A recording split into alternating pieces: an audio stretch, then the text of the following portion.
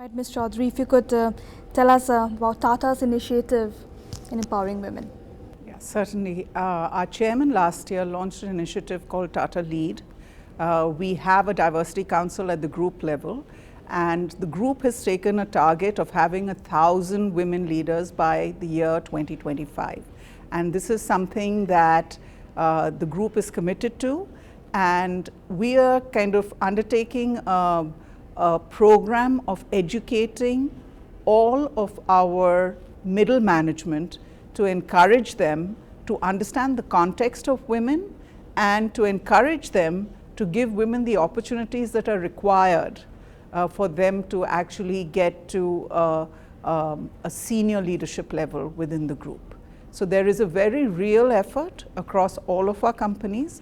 The group has created I would say an army of diversity champions who have been trained, basically trained to give training or take groups of middle management people through what it means to be truly diverse. Because we believe that any diversity initiative really needs to be inclusive. It is not about men versus women.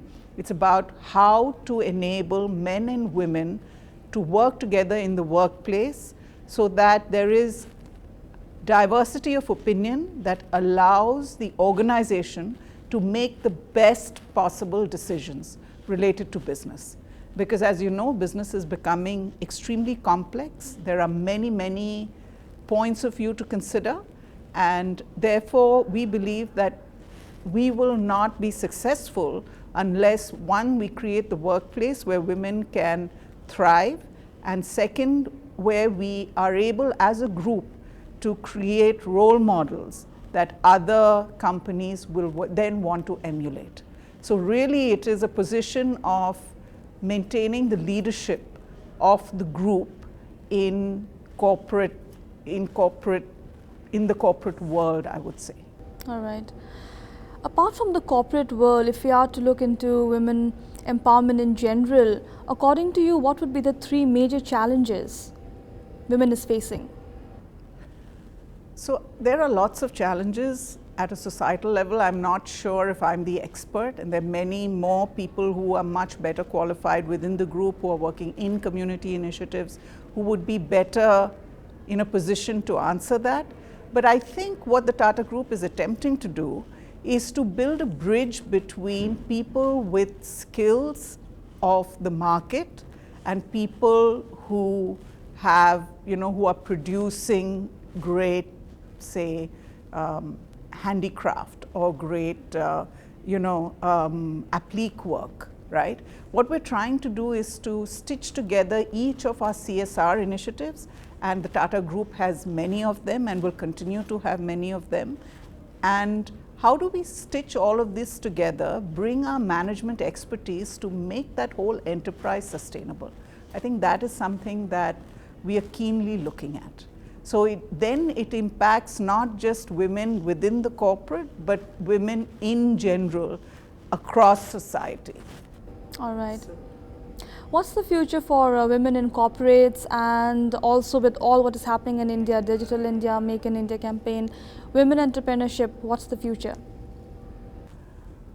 I think there's great opportunity, but I think there should be a greater encouragement for women to take that opportunity, to encourage women to make that choice, to support women, help them to keep persevering.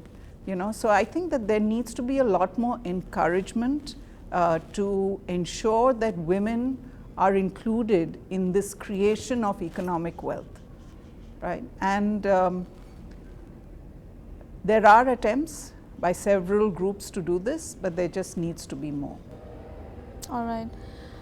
Well, I believe we can term the corporate world or the MNC world as a part of the other India we have.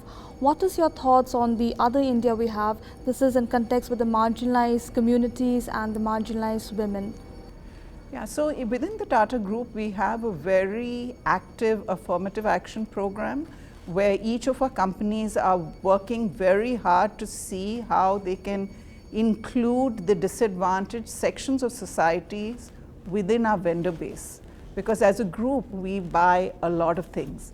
So, in our own way, we are trying to include the disadvantaged sections of society. Because the truth is that at some stage, if the progress is not good enough, the government will legislate, like the way they have done on women on boards, right? I mean, this is something the government has been saying for a long time. And then ultimately, it's only a legislation that has actually got women into corporate boardrooms in India.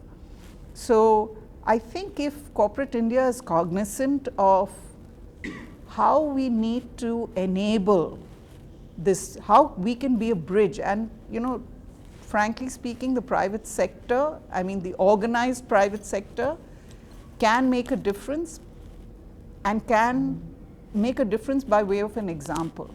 But the real difference will be made by government and by smaller businesses, so everyone can contribute. And I think what corporates want to do is to set the right example. At least that is what the Tata Group has been doing for many, many years and will continue to do.